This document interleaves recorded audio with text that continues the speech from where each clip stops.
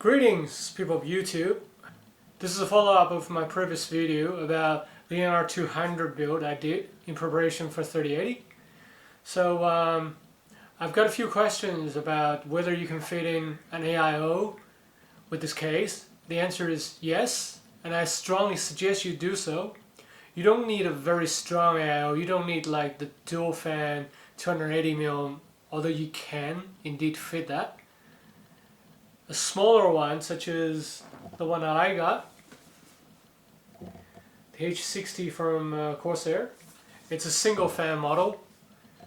So this one has a 140mm radiator paired with a 120mm fan. I'm using a micro-ATX motherboard, which is oversized. So I had to get a smaller version. But I tested today and I found that absolutely you need a water cooling solution for this one. Previously I was using a Gammax 400. It's really pretty high, but the problem is with this case it's a bit crumbed.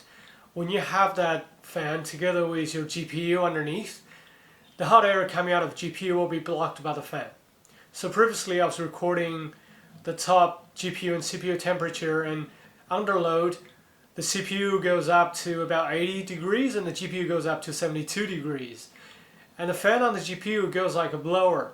Now with this new AIO, despite being a smaller, much smaller fan, which is only 120mm, at a slower speed, the temperature actually drops down to 65 degrees under load, and the GPU's temperature drops down to 46 under load, which is phenomenal because when you install this one, you basically leave a big cavity for the GPU to blow the hot air right up to the top, and the hot air will just go out from the top fan. Oh, by the way, if you are indeed installing an AIO, please make sure you have the pipes down at the bottom so you can mount your radiator wherever you like.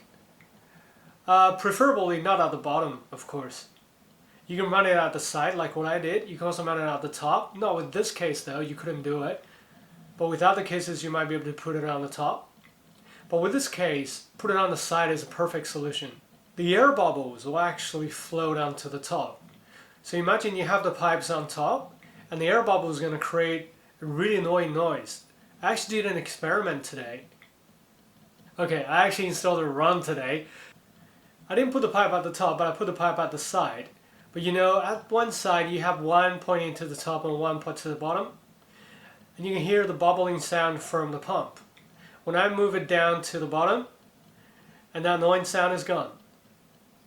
So if you want to have a quiet, cool PC, you got to watch out where you're mounting it.